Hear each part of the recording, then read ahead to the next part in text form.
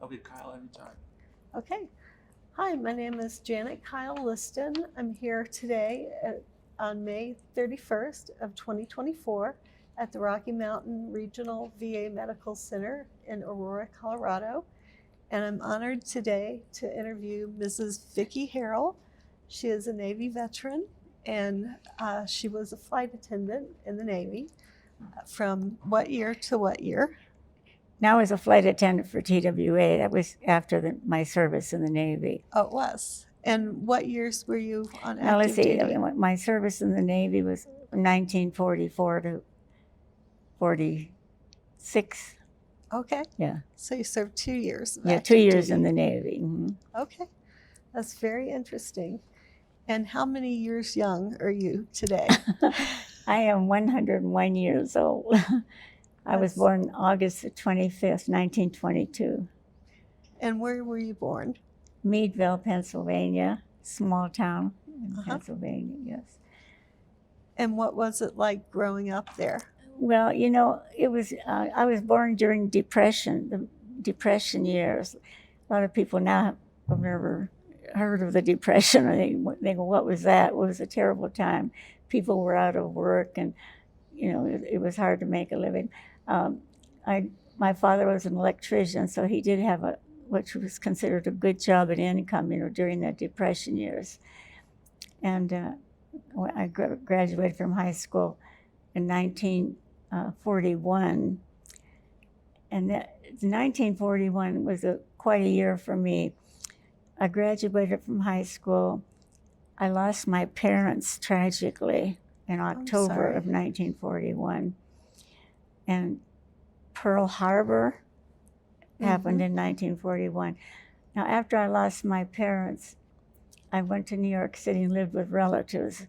And on December 7th, 1941, I was in New York City living with one of my aunts.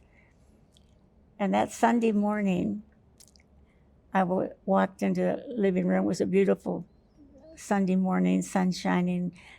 And on the radio, because we didn't have television then, on the radio, what the announcement was that the Japanese had bombed Pearl Harbor. And nobody knew where Pearl Harbor was. But I'll never forget that. And then on the radio, our president, Franklin Roosevelt, was our president. And he was speaking to the people. And the Japanese had bombed Pearl Harbor. And he called it a day that will live in infamy, in which it was. But that's vivid to me. I remember it almost like it happened yesterday. I'll never forget that, where I was and the announcement of that terrible. So. And where were you? I was in New York City. Oh, okay. Yeah, and living with relatives after I lost my parents. Yeah. And then we were at war.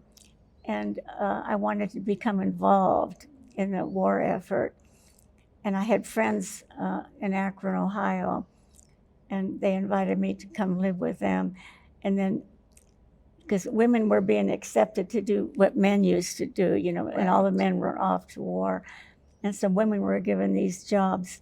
And it was nice to have an income, you know, the pay was great.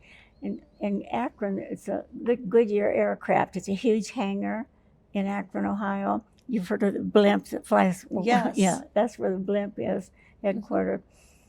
And I was a riveter. We were called Rosie. You were Rosie the Riveter, weren't you? Yeah, Rosie the Riveter. That's awesome. I mean, it's hard to believe. I mean, so historic. You know, what? You were Rosie. A lot of people never heard of Rosie the Riveter. Yeah. But we were riveting. I was riveting on an airplane called the P-61, this one here. And we riveted, we were doing the fuselage mostly. And I never saw the complete airplane, the whole airplane, until I went to the Aerospace Museum in Washington, D.C. And then I said, do they have a P-61 here? I'd love to see it, because we never got to see the whole airplane. We just did the fuselage. And then, so let's see. Do you want to show that up that close to picture the camera? Where's the P-61? Is that? I'll look for it. but you can Oh. show this. Oh, okay. Yeah, if you want to show that on the Yeah. camera, I'm sure everyone Can would everybody love to see see it? that. It was Should I called. move It it was called. closer? It was a night fighter, P-61, in World War II. A night fighter. Yeah, and the fuselage is Yeah. the wings, right? That's where they carried the Yeah. the fuel was carried on the Yeah. wings. That's So I got to That's see the whole wonderful. airplane in the Aerospace Museum in Washington, D.C. when I was there last November of last year. So you Yeah. didn't see it for No, a I very long never saw time. it. No. Uh-huh. There's a picture of me by it someplace. The P-60, I think is that it over there? I think That looks like it. is that, yes. yeah, there's, Looks yeah. like an airplane. So there's me hangar. from the P-61. That's great. If you could move it forward just a little bit closer to the screen, that's This way? yeah, that's great. This And a way? little further towards me. Thank you. Yes, I got to see the whole airplane. Hard to Wow. believe. It was thrilling to see the P-61. So were you on an honor flight when you went to Washington? I was, yes. And it was just exclusively women veterans?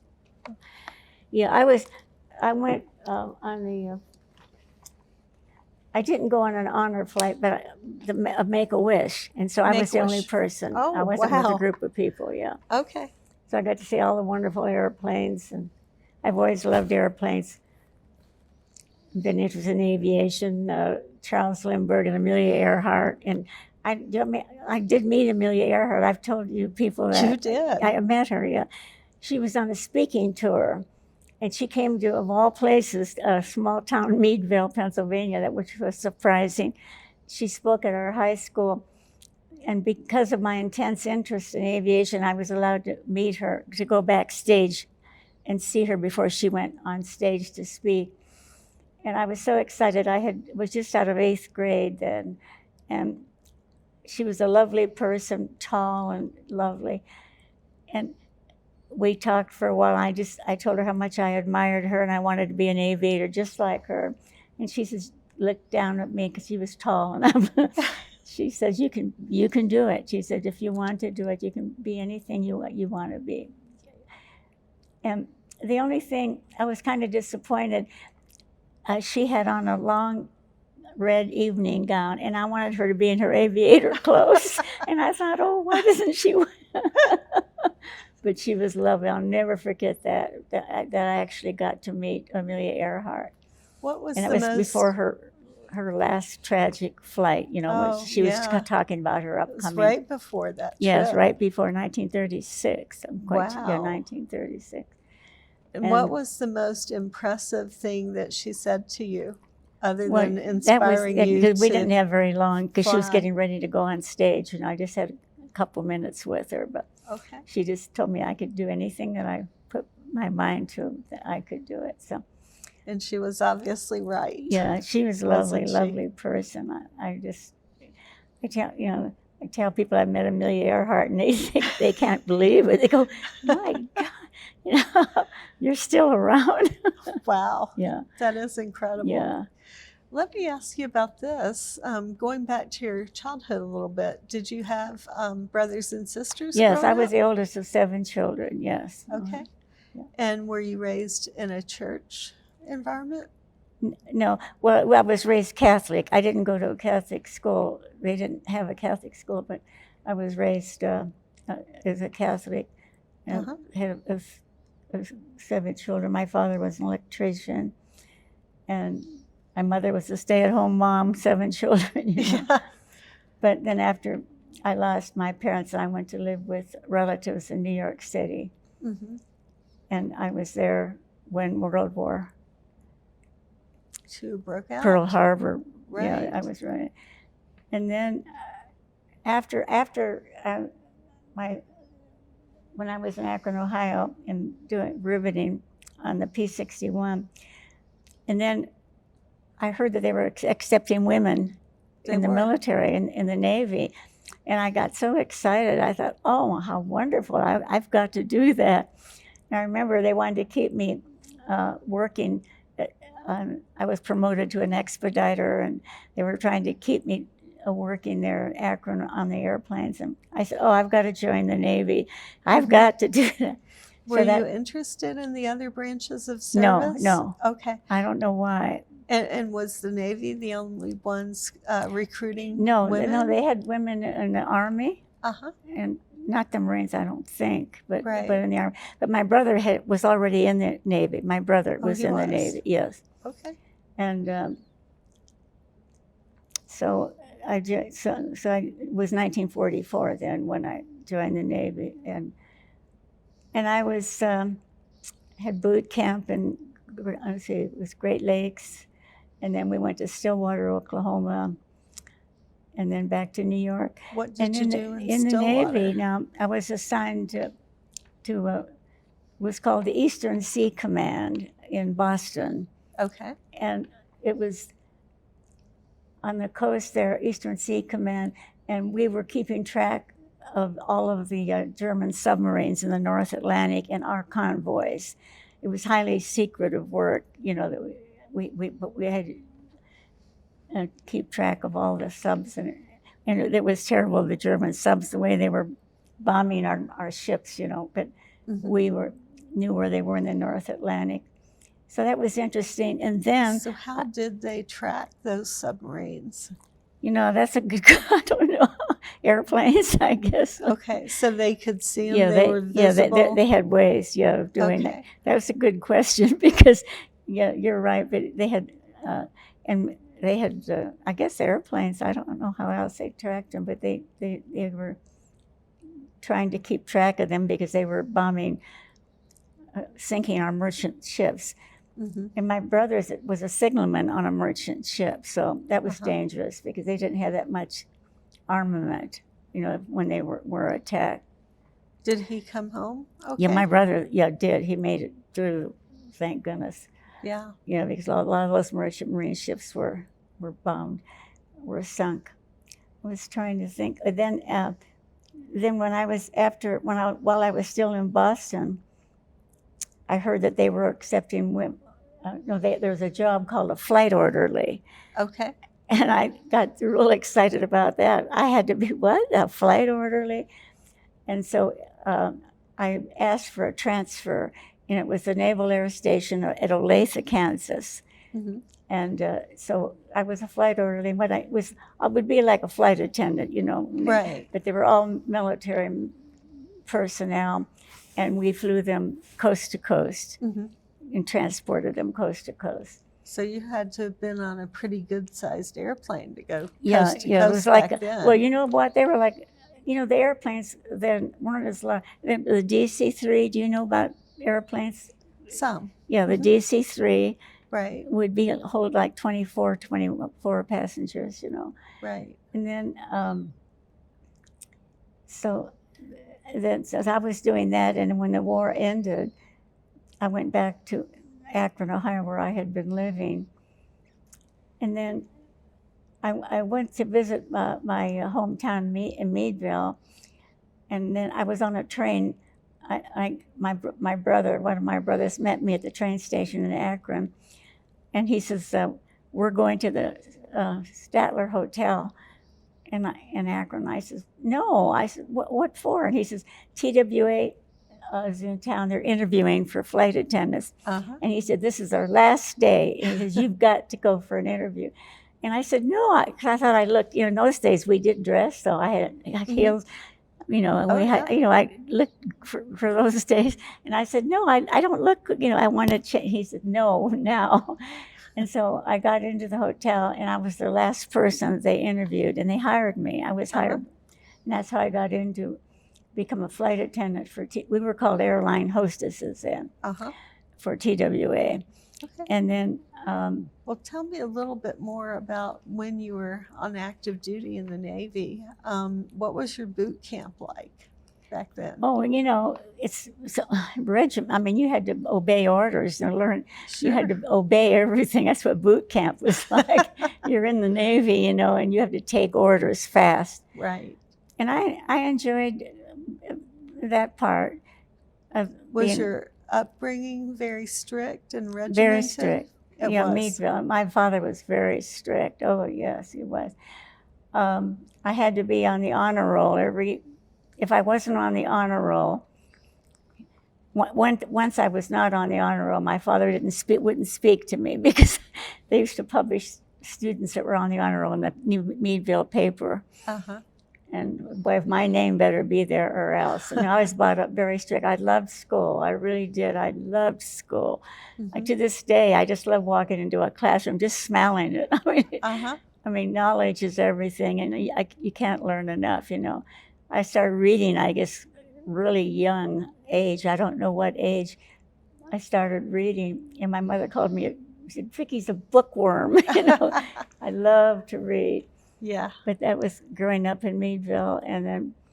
What was your favorite type of books to read? Nonfiction. Nonfiction. Yeah, I always read nonfiction, yeah. So do you like historical writings? Yes, historical, yes. Mm-hmm. History is my favorite subject in school, Mm-hmm. yeah. So how was it like growing up when FDR was the president? Yeah, the president, Franklin Roosevelt. And he was really the president, you know, all through my growing up years and through the war, because he was president 3 terms. Right. They don't he allow started that. a 4th.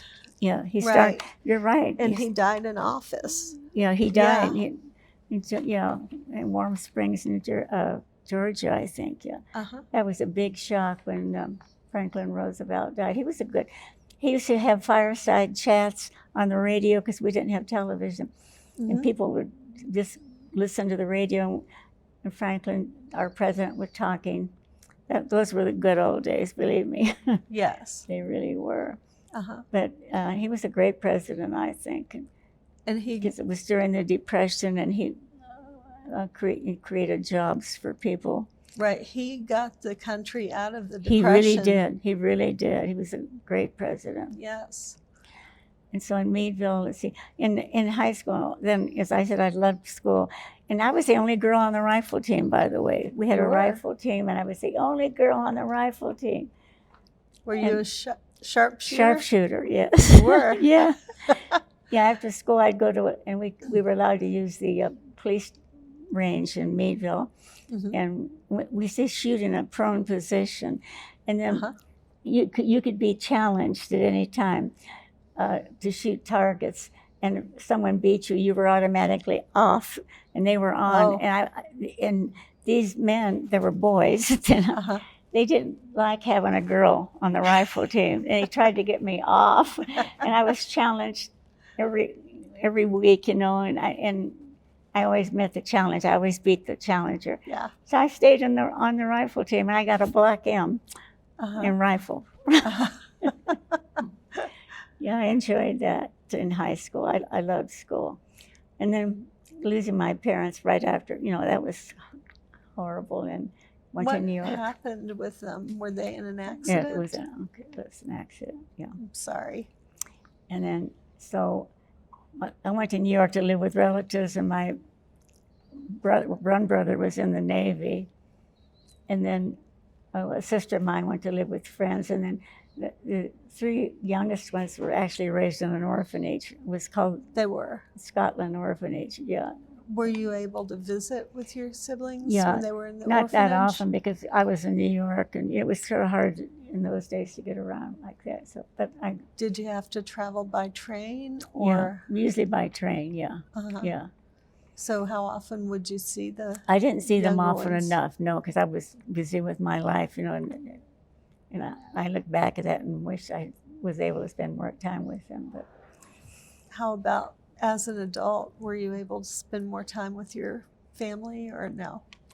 No, not really, no. Mm-hmm. That's pretty tragic. Yeah.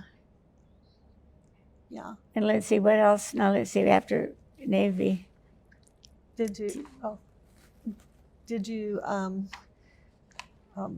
Losing my train of thought here, sorry. Joe just got my attention. So when you were in school, how many pupils were in your class? Well, it was a large class, yeah. You know, and I was wondering, I used to go back to with my husband, we'd go back for reunions for years and years and almost made it to the 50th. But, I have a feeling that I think I'm the only one still around from my class. There were like, 50 or 60. Wow. And, I just have a feeling, I don't know, but I don't want to know really, but I think I'm probably the only one still around. So you probably quit getting invitations to class reunions. They stopped a long time ago. I think after the 50th reunion. Yeah. Oh, really? But I have a cousin that is my age. She lives in Newburgh, New York, Anit, and she's still, she's 100.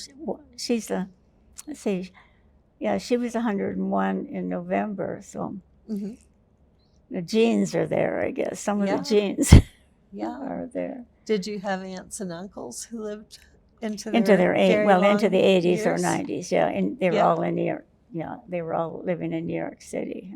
My relatives. Yeah. Did you only have the one husband? Did I only have the one? No. Oh, you were married more than one time? No, I was married twice. Yeah, and my second husband, Gerald, he was in the Navy, World War II, and I have one daughter by my first husband, and she lives here in Denver, close by. So she's your only child? No grandchildren. No, I don't have any grandchildren. Okay, but you only have the one child? Yeah, just one child. Yeah. Yeah. So do you have nieces and nephews?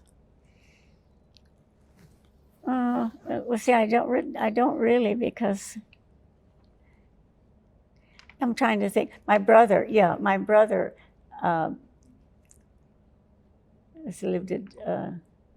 had children, so yeah, I do have nieces and nephews. I was trying to think. My mind was on grandchildren, and then I had to switch. Sorry. Yeah, I do. I have. And I have a niece, Vicki. She lives in New Jersey, and she's a nurse practitioner, and her husband's a physician. So that's great. So she was named after you? Yeah, she was named after me. Yeah, that's great. They live in. So your brothers and sisters must have loved you very much. You never know. Well, they named a child after you. We weren't raised together, so we're really not that close, unfortunately. Yeah. My brother Pete and I were the closest, and he passed away about 5 years ago. But we were very close. Yeah. And so, tell me, what was your favorite thing about being in the Navy? My favorite thing, the people you meet from all over, they were from all over the United States, and it was enchanting just to meet their background and how their lives were in different cities. Yeah, I enjoyed meeting, because being raised in Meadville, the small little town, 20,000 people, and then to meet people from all over the United States, that was really exciting. I enjoyed that a lot. I bet. So, is there a particular story or a particular moment in time with your service that you want to share? I'm trying to think. I think because of the jobs I had in Boston, it was just exciting to meet all these. There were a lot of there were admirals and whatnot, to meet these people from all over. One admiral his name was Clark, and I think his family owned the Clark Candy Bars. Did you ever hear of Clark Candy? I did. Yeah, I remember. Payday is one of their bars, yeah, right? Yeah. And they were to meet all the different people, and just meeting people from all over the United States. That was exciting to me, coming from a small little town.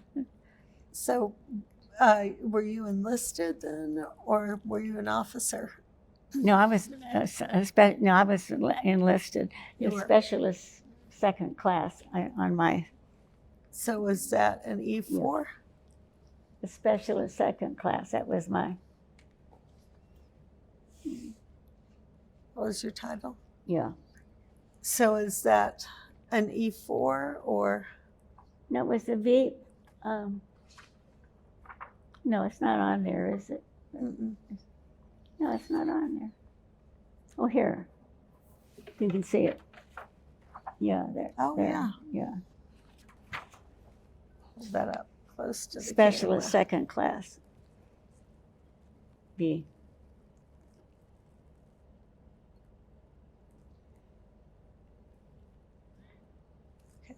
Thank you.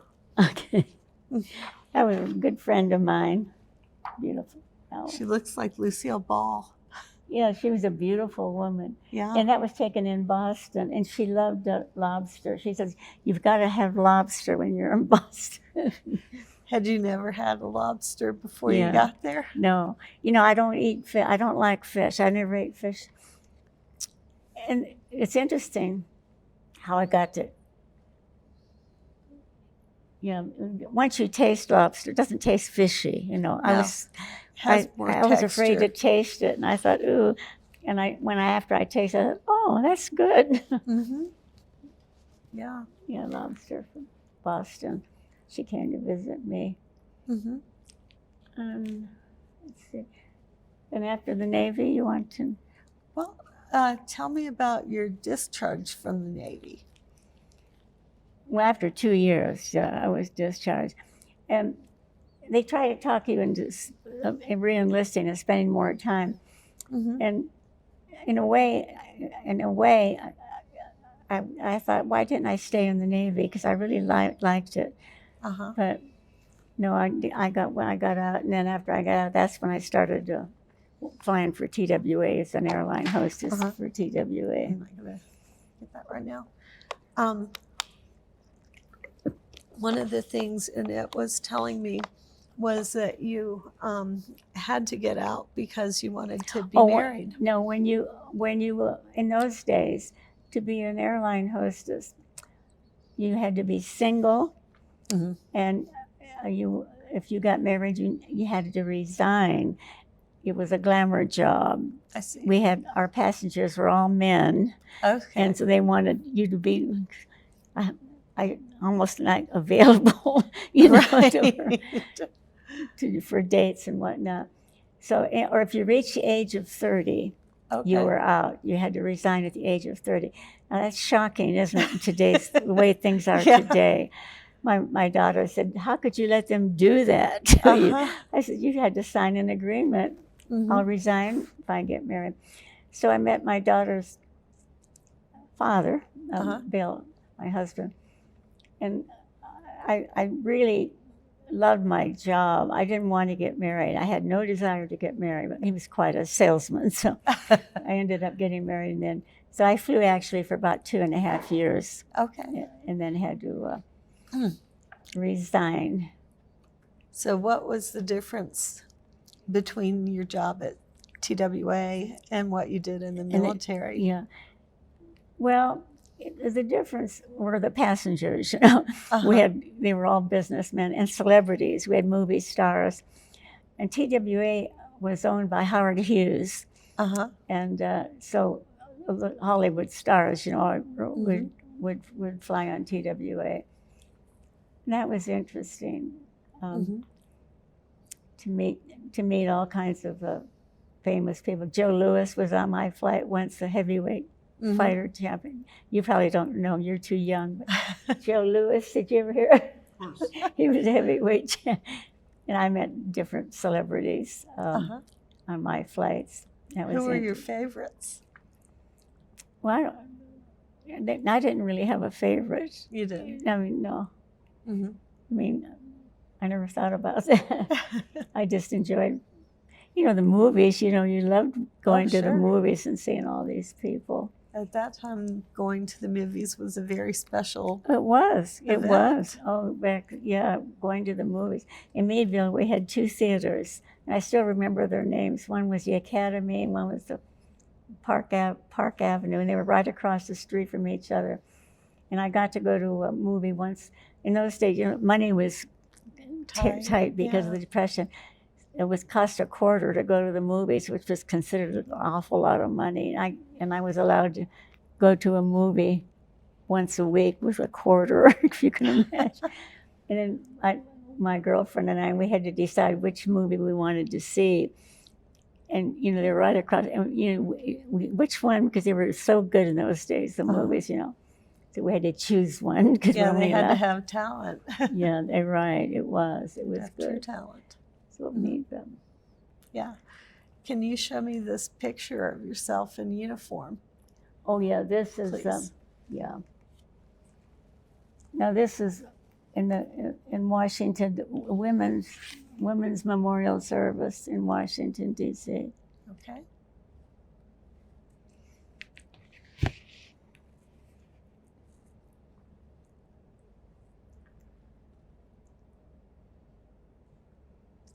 So I'm in there. So I'm in the building, Military Women's Memorial. It's dedicated.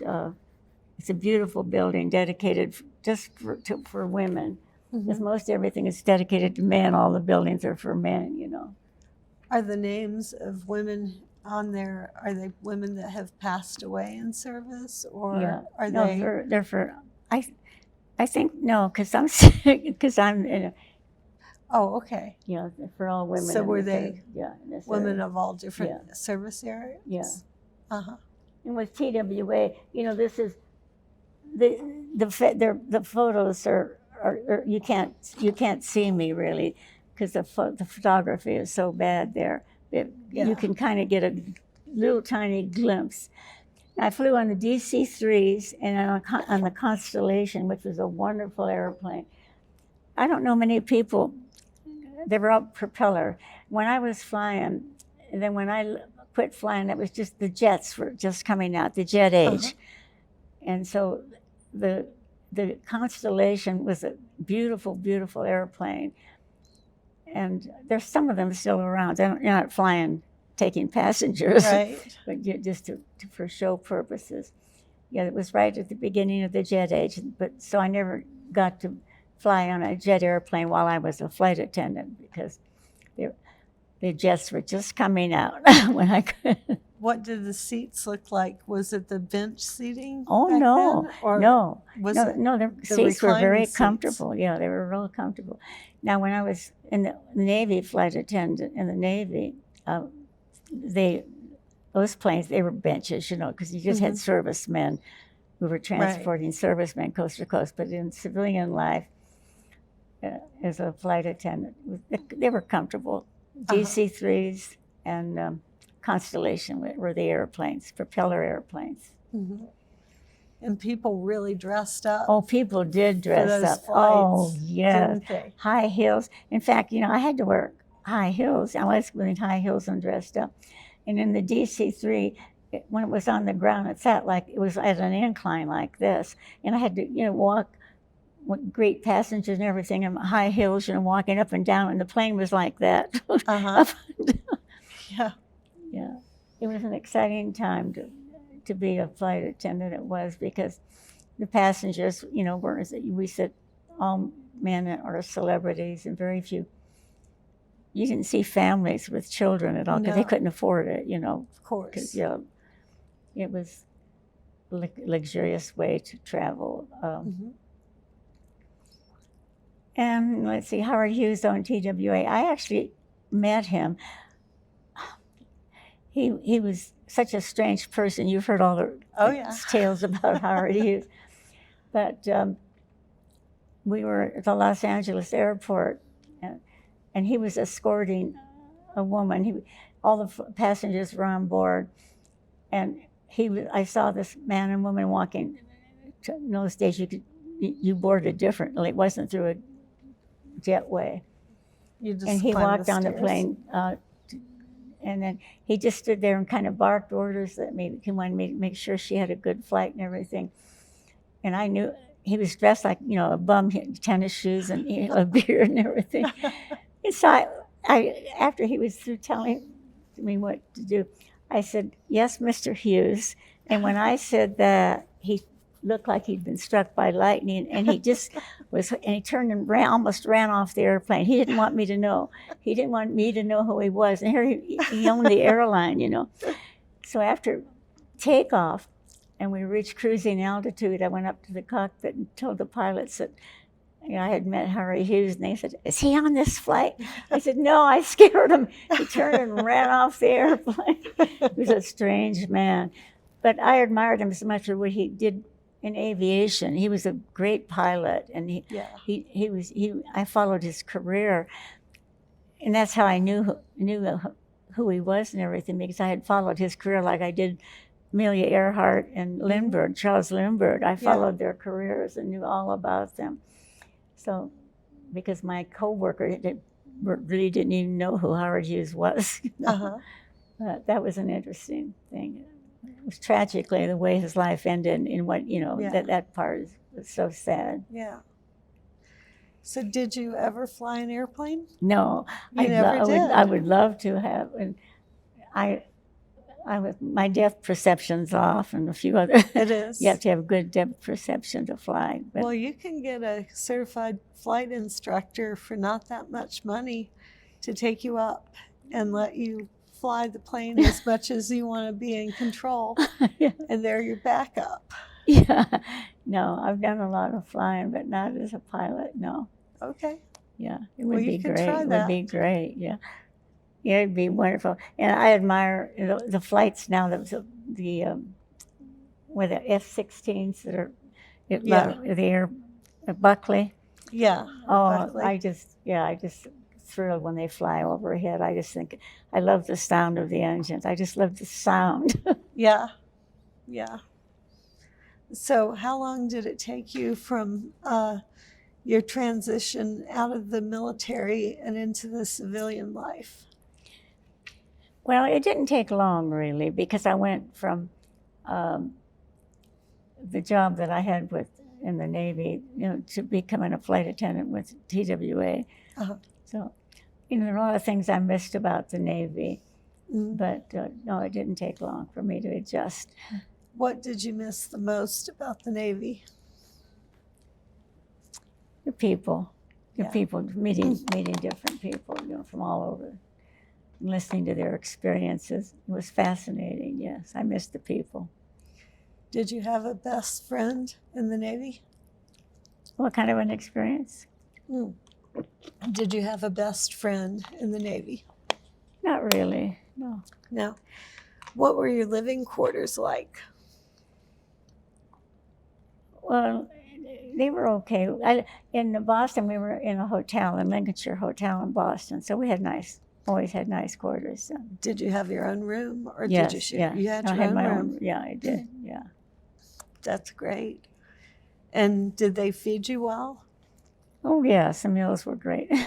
Mess hall, they called it. Okay, so you didn't have your sea rations? No. They didn't give you those? No, I heard about those later. No, we never had to worry about that, but the civilians, I guess, had rationed, and did they? Yeah. Yeah. That's what I heard, yes. They had rationing, I think, for civilians. Did they you're only allowed to buy meals? No, the food was great. No, we didn't have to worry about them. That's good. So, tell me about meeting your husband, your first husband. Oh, let's see, meeting him. I met him in Kansas City, and he was a salesman for McGregor Sportswear. It was a men's sportswear line. And my roommate and I had, from a salesman, we had ordered something that we needed to pick up at the hotel. And I was walking down the hall in this hotel, and Bill, his name was, said he saw me walking down the hall and he followed me, and one thing led to another.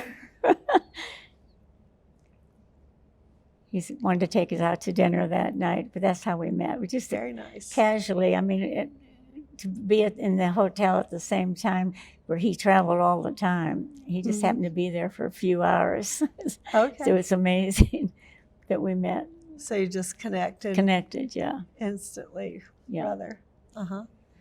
And what happened to him? Well, he died. He died, yeah. He passed away. And then eventually I remarried.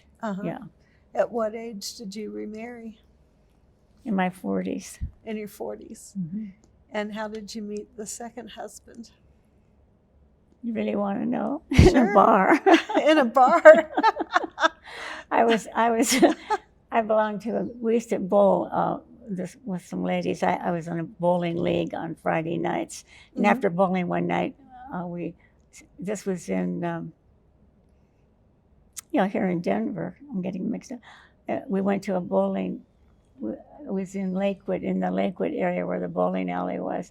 And after bowling, we stopped to have a beer in this bar on Colfax, and there were a lot of men in there, and that's how we started talking, and then that's how I met him. Okay. At the bar.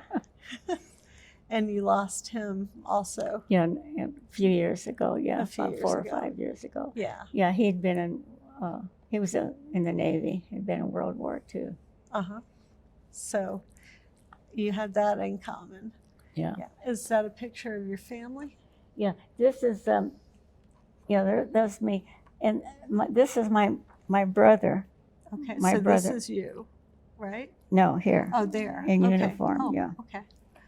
And then that's your brother. Yeah, that that's was in my the brother. Navy. And these are my cousins. And this was taken in the Bronx in New York City. So this is you, and this is your brother. Yeah, in uniform, yeah. You want to, okay, we'll move it over here a little bit. Good. Okay. Do you want it closer to the camera? Okay. Okay. All right. Yep. Thank you. Yeah. And this was in Boston. A friend, she was a dear friend of mine that came to visit me in Boston. And then on one of my wishes was my I wanted to meet Peyton Manning. He's a great quarterback for the Denver Broncos. He was, And wasn't he? I got to meet him. It was my wish on my 100th birthday. Really? And he was nice enough to meet me. It was at the Gaylord Hotel near the airport, Denver International Airport.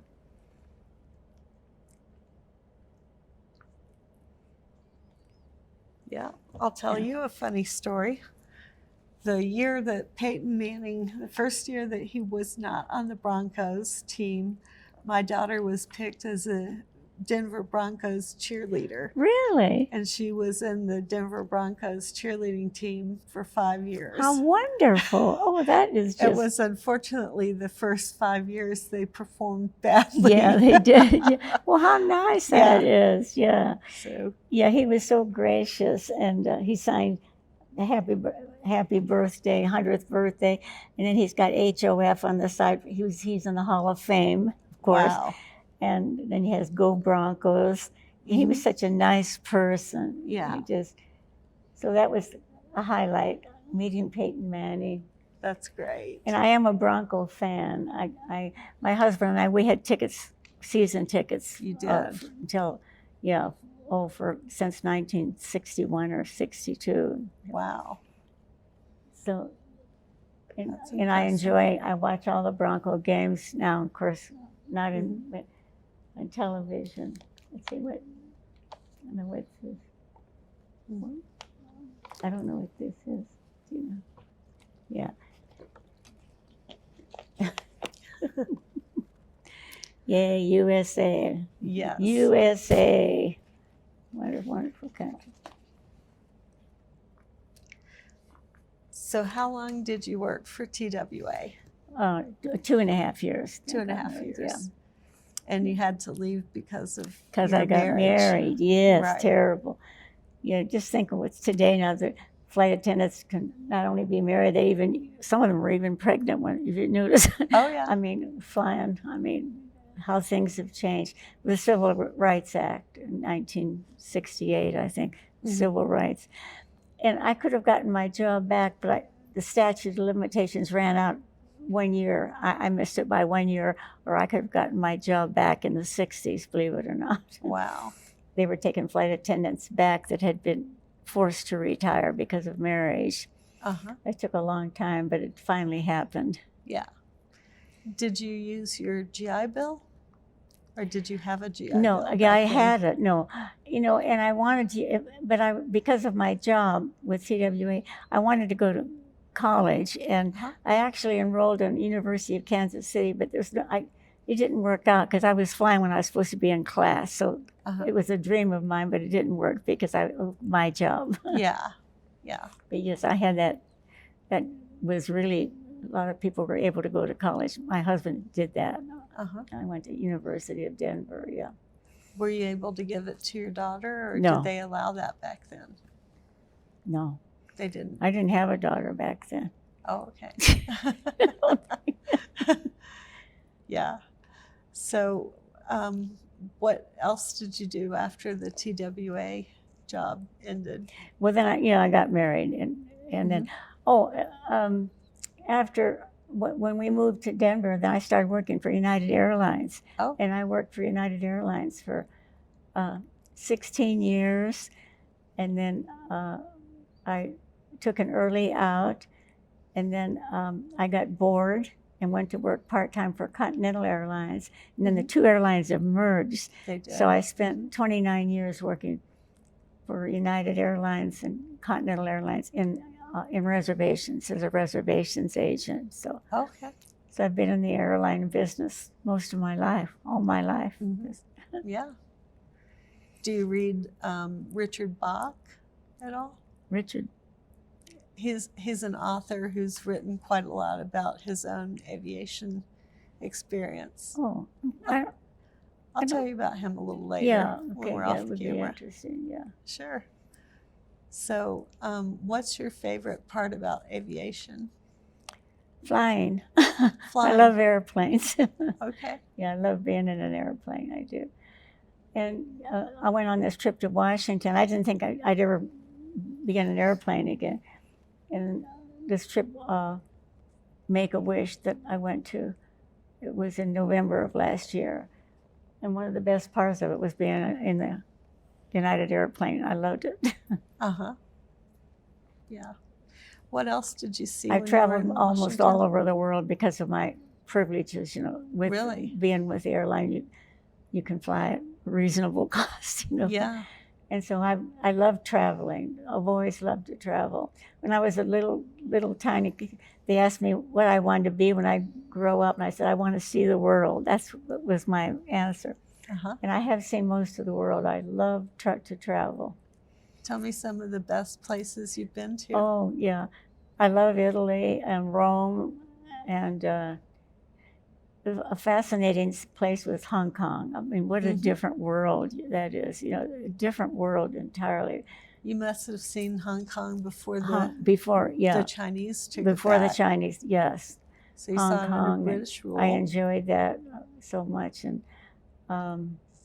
Singapore, and I got to go to the hotel where Somerset Maugham is one of my favorite authors, Somerset Maugham. Uh-huh. And he used to go to Singapore. I'm trying to think of the name of the hotel. How could I ever forget that? The Raffles Hotel. I got to visit that. But travel is great, and it's so rewarding, and meet the different cultures and how people live. And I'm so glad I was traveled when I was still, able to and everything. Right. When you were Without relatively assistance, without any kind of assistance.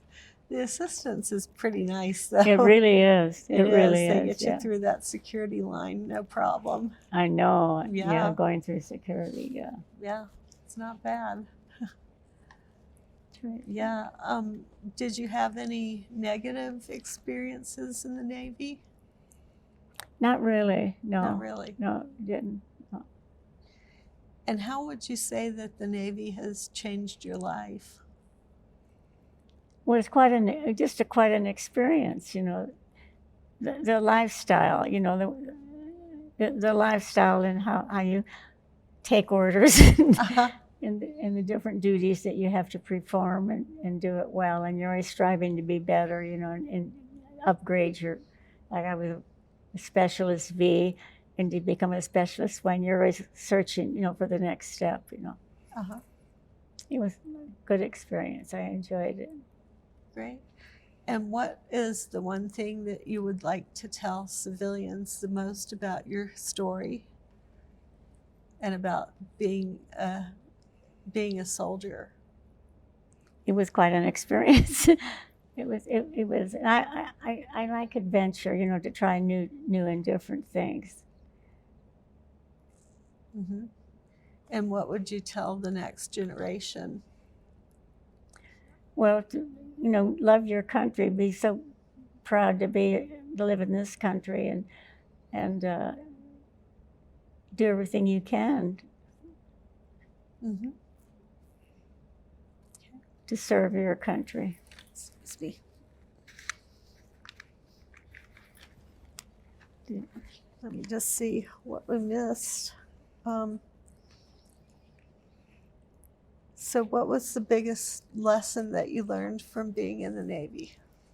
Take orders. Take orders fast. I'm not so sure I got that one. Yeah, discipline. Yeah, the discipline. Yes.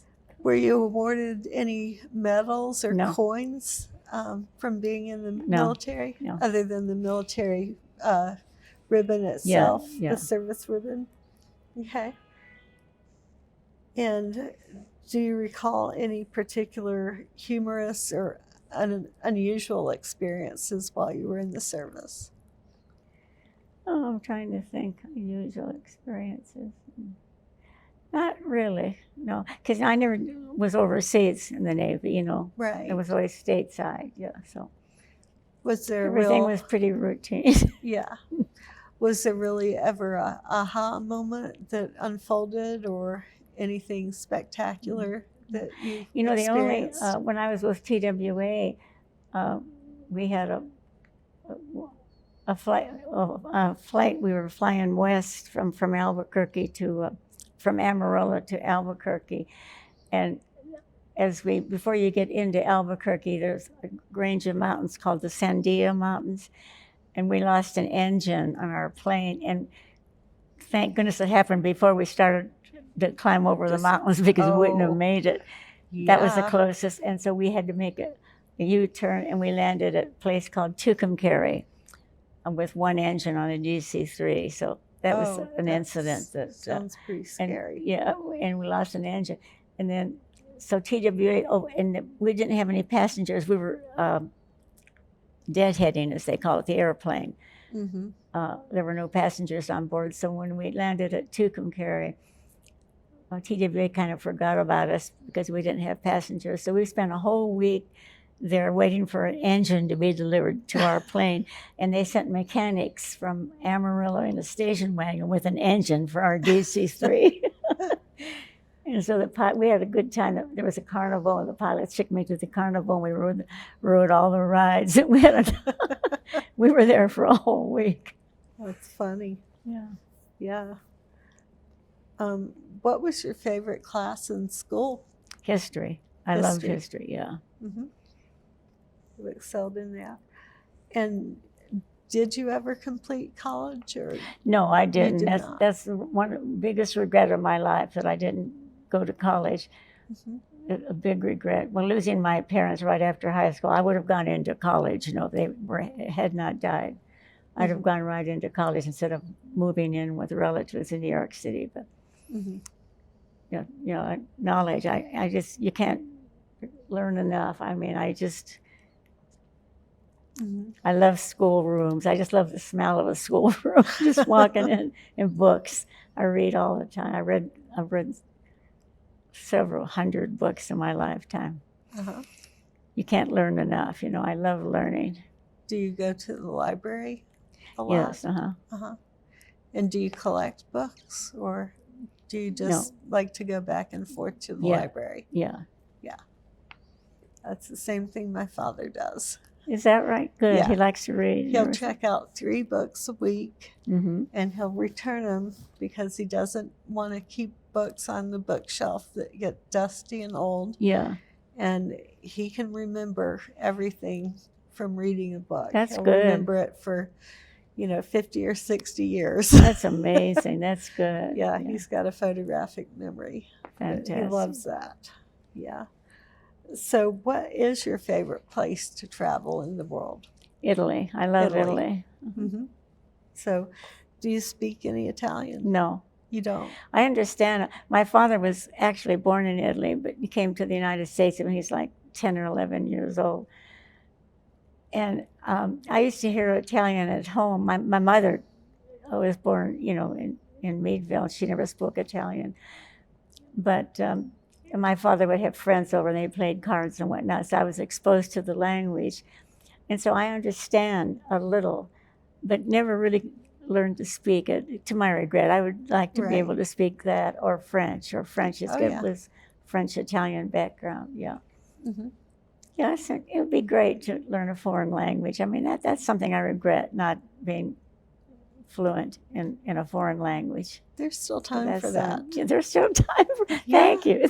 They say that Babbel application. I wondered about that. They say it works very well. Really? Uh-huh. Okay, I should I've check heard that. good things about it. Yeah, I should check that out, Babbel, to learn to speak a foreign There's a language. couple of quick applications that they have out there. When I was in Italy, because I understand a little bit of Italian when in a restaurant and whatnot, Mm-hmm. and we were sitting, and there was some table close by, and they were actually talking about us.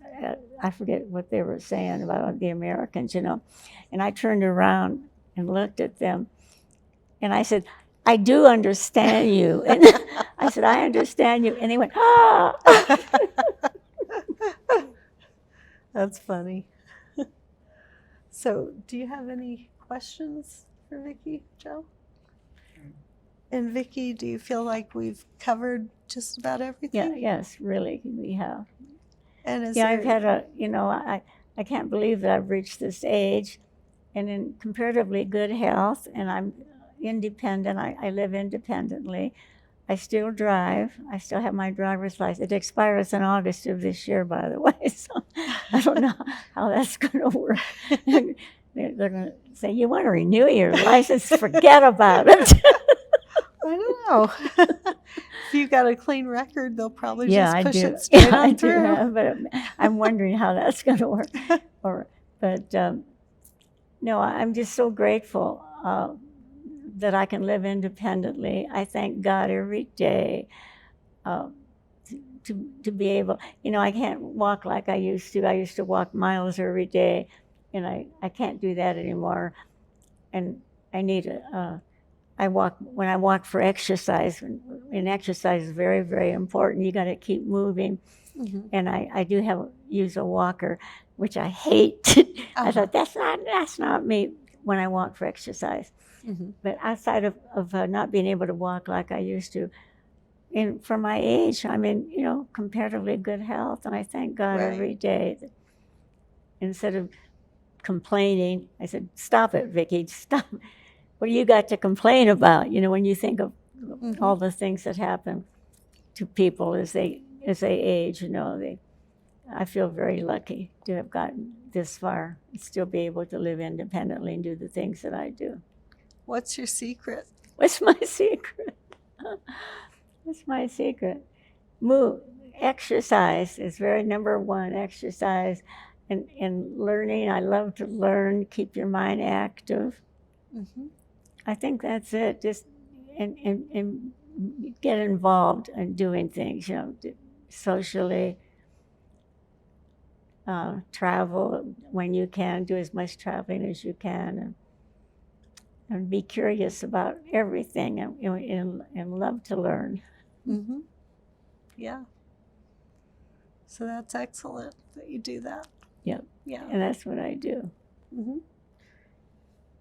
And what would you like for people to remember from your journey? To stay active. Okay. What about the airplanes? What would you most like for them to learn about flying? And Well, flying is so common now. People, it's so common. mm-hmm. When I was working for the airlines,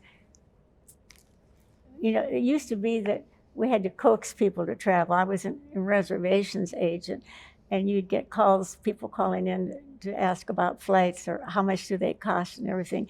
And you had to really work hard to get to book them, you know, and we were graded on how many bookings we got and everything. Mm-hmm. And now people are flying, and people in the airline business, we should say, oh my gosh, the Greyhound bus crowd is flying now. Really? And then now it's so crowded, you know, everybody's flying now. You don't have to sell it. We used to have to sell it, you know, to get people on the airplane. But now it's a different story. It is. You know, flying, you know, that's the only way to travel, really. Yeah. And they've got the budget airlines now, and then they've got the lowered ones the that fares, are a little bit nicer to get on. They've lowered the fares too, you know. Yeah.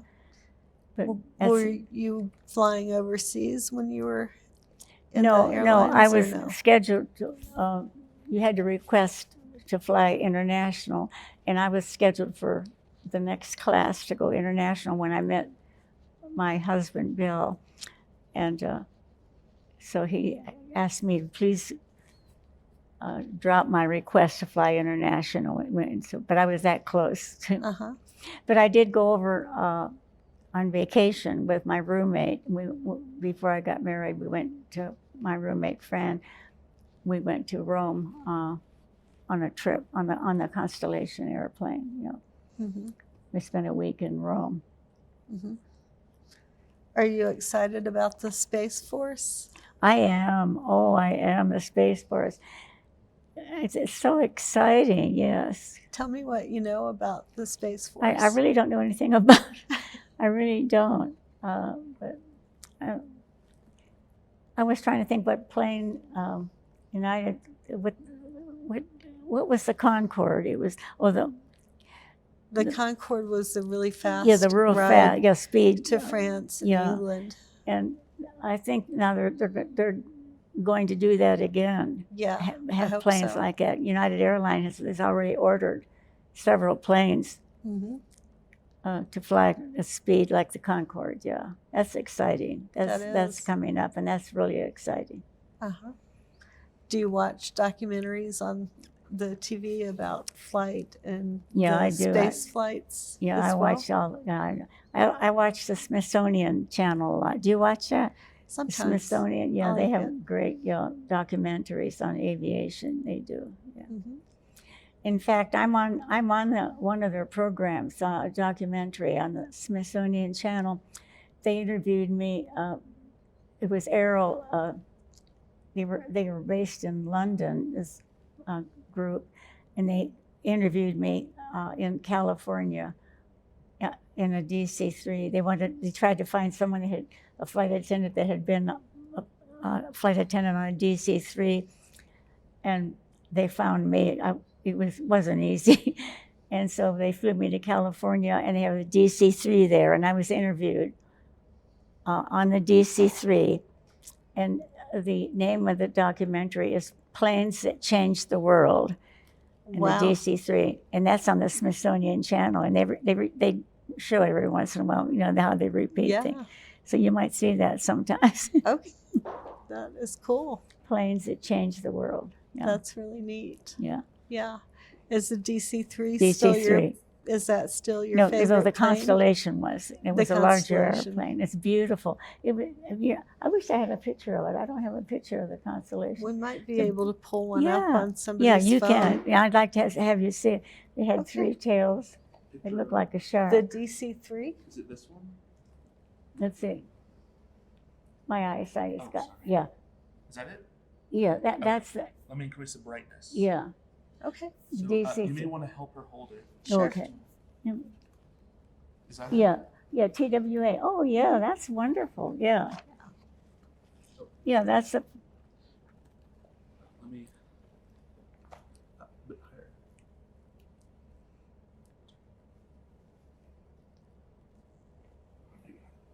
Yeah. Okay. Oh, I love that. Let me see it again. Do you have? Can you get the Constellation on there? Do you think? Oh, let me see. See if you can get a Constellation. It's a beautiful airplane. Mhm. But keep going. I'll find Okay. Well, tell me what is still on the bucket list aside from flying the plane My buddy. in your next chapter of life. Come on. Really? Seriously, what do you still have left to do that you most want to You do? know, it's wonderful to be able to say that, you know, I really accomplished a lot of everything that I really wanted to do. That's quite a statement for me to make. Mhm. But I wanted to see the world. I wanted to travel, which I did. Mhm. That to me is so important. The traveling is, and I'd like to be able to travel more, and you know that to travel more. They've got cruises. They've got I never got to flights. Africa. That's one place that I missed. And That's a I wish, wonderful place. Yeah. Have you been? I have been once. Yeah. I was supposed to go back a second time this year, but there were too many warnings from the State Department about travel. Well, traveling to Africa, yes. Specifically That's Uganda. one place that I wish. Let's see here. Oh, here it is, right here. Okay, I'll click on That it. one, yeah. Got it. Okay. Yeah, so there you see that airplane. It's just beautiful. It looks like a shark. That was Howard Hughes's favorite plane. He loved that. Okay. Look Oh, at that's that. nice. Yeah, that's a big airplane for Yeah. the times. Yeah, yes, it Yeah. was. See, the DC-3 just held like 21 people. Let me see that. I love, and oh yeah, oh I love So- that plane. Look at that. And I remember flying. This is New York City, and we used to take off from LaGuardia Airport, Mhm. and this is the view that I would get flying over New York City. I love it. Oh, that's just great. Yeah. Mhm. How many passengers did that It hold? held at like 51. Yeah, that was 51 really passengers. compared to the DC-3. It was 51. That's great. Yeah, 2 pilots. And then the overseas planes at that time, which ones did they have? Of what? Which planes did they have for overseas flights Oh, at that time? well, they were flying the Constellation, not the DC-3, because that didn't have the Right. range, you know. It was too small. And when we flew the Constellation, when I went on vacation overseas on the Constellation, as a passenger, they couldn't fly nonstop like they do now. They couldn't hold that much. So we would leave LaGuardia Airport, and we stop at, the next stop was Gander, Newfoundland, Mhm. and then Shannon, Ireland, Mhm. and then Gibraltar, Portugal, Lisbon. And that's how to get to Rome. We had to make all those stops. Oh, Now they can wow. do it nonstop. Uh-huh. Yeah. Yeah, So it must have been nice to fly over Greenland. That Yeah. must have been beautiful. yeah, And the Straits of Gibraltar. yeah. That must have been just beautiful. Yeah, all the stops. Yeah, Yeah. So any other questions that we have for Vicki? Did we show off this photo? Oh, we didn't. oh, look at that. Yeah. So let me Oh, show the camera. oh, that's wonderful that you have that. Yeah. That was my brother and I in New York City. And that's my, yeah. Oh, I didn't know you had that. Yeah. That's wonderful. Look at, yeah, I don't know what, yeah, that's my brother Mhm. and me and a couple in New York City. Yep, So I turn it around. Okay. yeah. We'll turn that around and show the camera. I got it. Don't I worry. think That's not that. touchscreen. Oh, okay.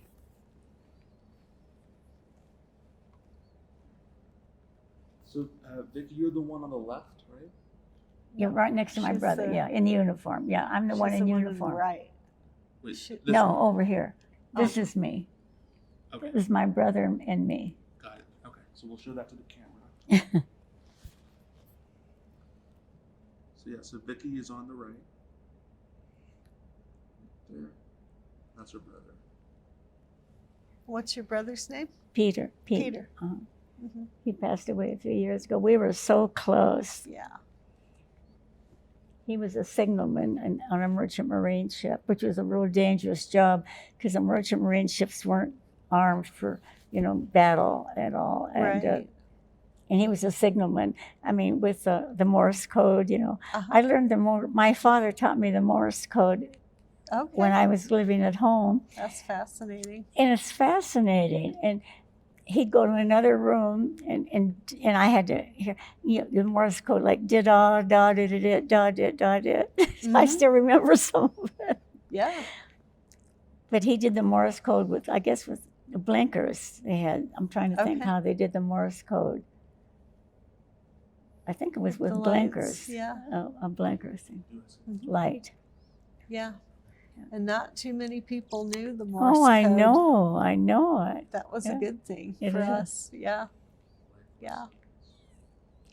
Yeah, he used to teach me, you know, I was the oldest in the family, and then my brother was 2 years younger than me.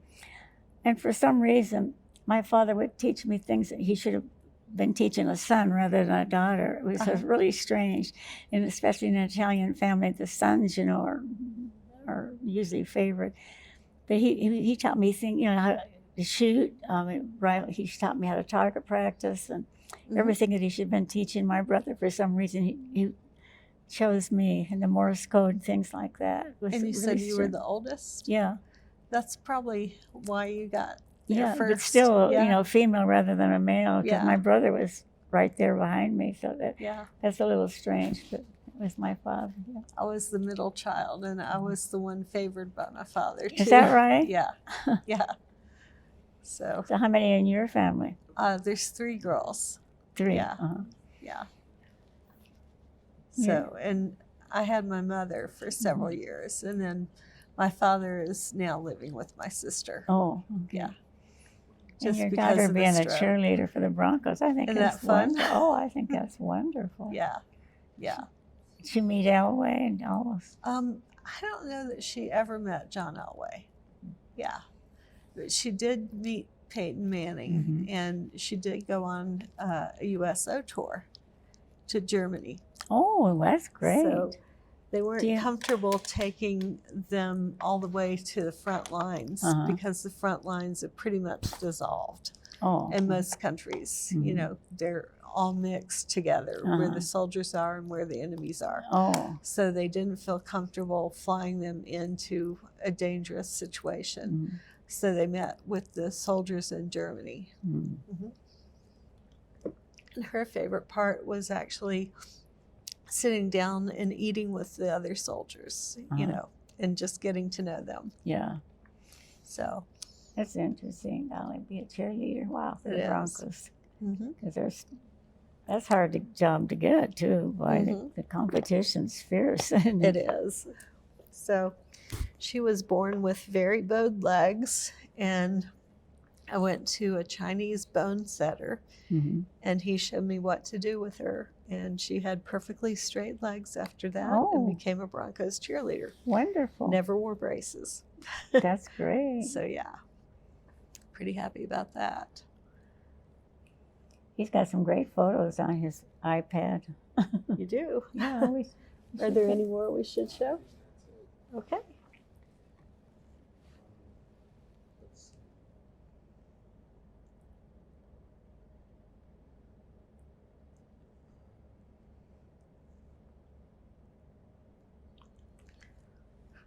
Well, Vicki, it has definitely been a pleasure and an honor to interview thank you so much for Thank having you. me. Thank you. You know, it's an honor for me to be here. I feel very privileged, Thank you. and I appreciate it. You interviewing me. Thank you. I've enjoyed it Thank you. quite a bit.